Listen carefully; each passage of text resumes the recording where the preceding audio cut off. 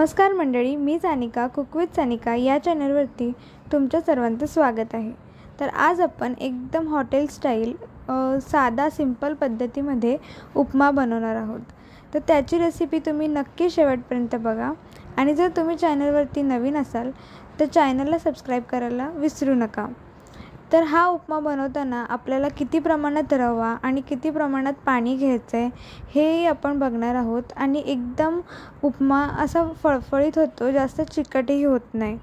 तर त्यासाठी इथे मी 1 वाटी रवा घेतला आहे। तर 1 वाटी रवा पूर्ण 1 वाटी भरून रवा घेतला आणि त्याला पूर्णपणे भाजून घेतला। म्हणजे पूर्ण ब्राऊन होईपर्यंत भाजायचं नाही आहे, थोडासा लाईट कलर आला की त्याला आपण पॅनमधून काढून घेणार आहोत।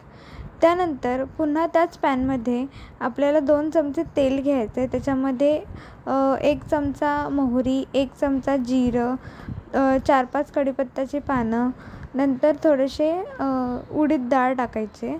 तुम्ही उडीदसोबत चणा डाळ पण टाकू शकता, त्याच्याने चव थोडीशी चांगली लागते। आणि हे चांगलं तेलामध्ये आपण डाळ थोडीशी ब्राउनिश होईपर्यंत भाजून घ्यायचं आहे। त्यानंतर इथे 2 बारीक चिरलेल्या मिरच्या टाकायच्या आहेत आणि 1 बारीक चिरलेला कांदा टाकायचा आहे। त्यानंतर तोही पूर्ण तेलामध्ये ब्राऊन होईपर्यंत भाजून घ्यायचं आहे। नंतर मटार ॲड करून पुन्हा मिक्स करून घ्यायचं आहे। हे सगळं मिक्स झाल्यानंतर त्याला थोडंसं हाय फ्लेमवरती भाजून घ्या, जेणेकरून भाज्या थोड्याशा अशा नरम पडतील। त्यानंतर एकीकडे तुम्ही 1 वाटी रवा घेतला असाल तर जवळजवळ 4 वाटी पाणी घ्या। हा अंदाज एकदम बरोबर आहे, कारण की ह्याने रवा जास्त नरमही होणार नाही आणि जास्त फळफळीतही होणार नाही। तुम्ही वाटीची साईज पहिलं व्हिडिओमध्ये बघितलीच असेल, तसंच त्या प्रमाणातच पाणी आणि रवा दोन्ही सेम प्रमाणात घ्या। त्यानंतर हे सगळं मिक्स झाल्यानंतर तुम्ही जो भाजलेला रवा आहे तो त्याच्यामध्ये ॲड करून घ्या आणि हा रवा आणि ते आपण जो मिक्स मटर वगैरे टाकून मिक्स केला आहे त्याला पूर्णपणे तेलामध्ये पुन्हा भाजून घ्या।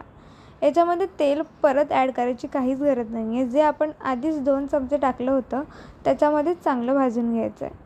त्यानंतर इथे पाणीला चांगली उकळी आल्यानंतर आपला पॅनचा गॅस लो करायचा आहे आणि वरतून पाणी ॲड करायचं आहे। पाणी ॲड झाल्यानंतर आधी सगळं पाणी ॲड न करता थोडं थोडं पाणी ॲड करून हळूहळू मिक्स करत राहायचं आहे, जेणेकरून जास्त गुठळाही होणार नाहीत आणि पाणी सगळीकडे बरोबर प्रमाणात लागेल। त्यानंतर इथे मी सगळं पाणी टाकून घेतलं आणि पूर्णपणे रवा मिक्स करून घेतला, जेणेकरून रवा आणि पाणी दोन्ही चांगल्या प्रमाणात मिक्स झालं आणि वरून मीठ टाकून आपला उपमा रेडी झाला। तर कशी वाटली रेसिपी नक्की कमेंटमध्ये सांगा आणि शेवटची क्लिप घ्यायला मी राहिली होती तर नक्की सांगा।